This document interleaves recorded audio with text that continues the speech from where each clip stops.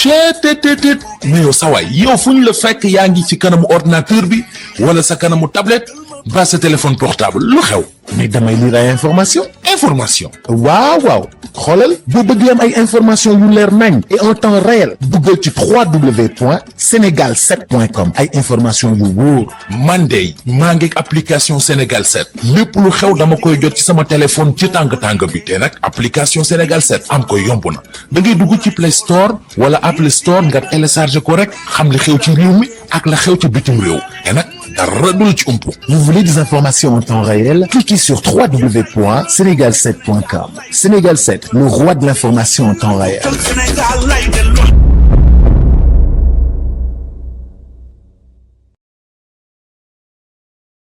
tey dañu dajale fii ñi nga xamante ne dañu doon tàggat fii ay ndaw yoo xamante ne ci atum 2016 2017 2018 muy tudd diplôme bi nga xamante ne mooy master d'enseignement dañu lancé woon benn recrutement boo xamante ne sur titre lañ ko defee woon képp koo xamante ne am nga maîtrise rek li jaasa bi ñuy tuddee maîtrise dañ la waxoon ne ñëwal nga déposer nga nekk après bu ñu leen tàggatee ba pare da ngeen di dem jàngale si daaru yi nga xamante ne mooy daaru yu diggu doomu yi ba ñu tàggatee ba pare ci ndaw yooyu amoon na département yi nekk FASTEF yëpp muy anglais muy arabe muy histoire géographie muy espagnol bu ñu tàggatee ba pare nguur gi waxatuñu li nga xamante ne moo jëm ci wàllum recrutement boobu dañ ñoo bàyyalee suñu bopp te yaakaar nañu ne Sénégal gouvernement bi du tàggat ndaw yoo xamante ne day tàggat rek sànni leen te comme président de la république dafa taxaw ci kanamu àdduna bi yëpp ne dafay recruter ay jàngalekat école yi amul jàngalekat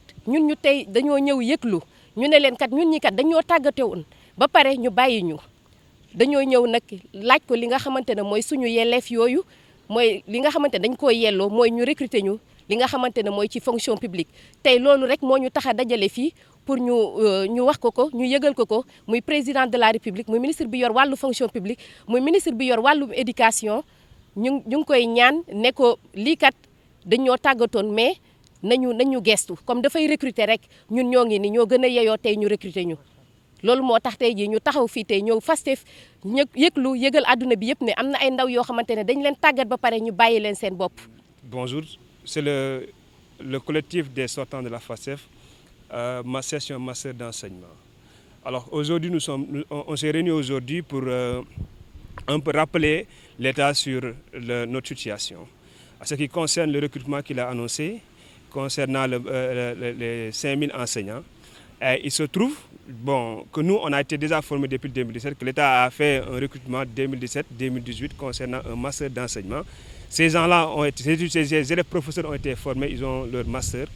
Et on attend toujours notre orientation, on attend toujours notre affectation. Ils nous ont dit quand le besoin se fera sentir, ils nous recruteront.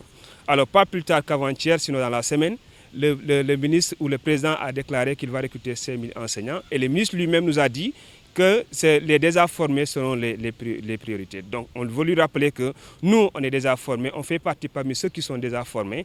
Il se doit de nous recruter parce que c'est ce que nous attendons, c'est ce que nous avait dit. J'avais dit que si le besoin se fait sentir, ils nous recruteront. Et je pense que le besoin s'est toujours fait sentir parce que ce pays-là a toujours besoin des enseignants et que le gap des enseignants, on ne peut pas en terminer. Donc le nombre des enseignants formés et non orientés, non affectés, sont presque vraiment insignifiants par rapport à le manque de professeurs qui se pose.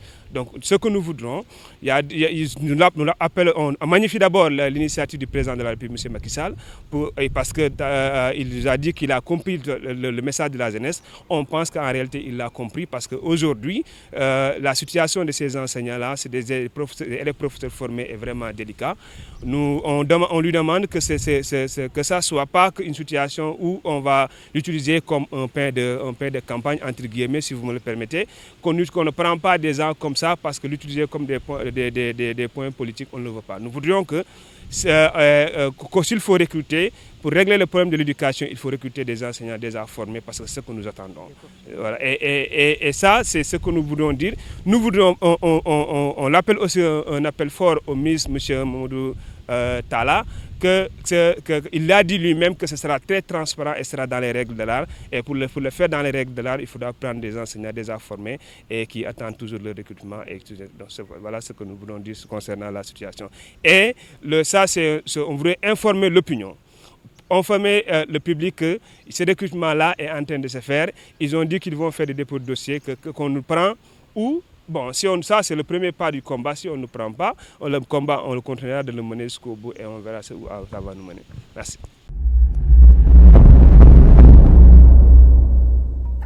cheetetetet mais yow sa waay yow fu ñu la fekk yaa ngi ci kanamu ordinateur bi wala sa kanamu tablette ba sa téléphone portable lu xew mais damay lire ay information waaw xoolal boo bëgg am ay information yu leer nañ et en temps réel duggal ci www.senegal7.com ay information yu wóor man de maa ngi application Sénégal 7 lépp lu xew dama koy jot ci sama téléphone ci tàng bi te nag application Sénégal 7 am ko yomb na da ngay dugg ci Play Store wala Apple Store nga télécharger ko rek xam li xew ci réew mi ak la xew ci bitim réew te nag dara du la ci umpu. Vous voulez des informations en temps réel? Cliquez sur www.senegal7.com. Sénégal 7, le roi de l'information en temps réel.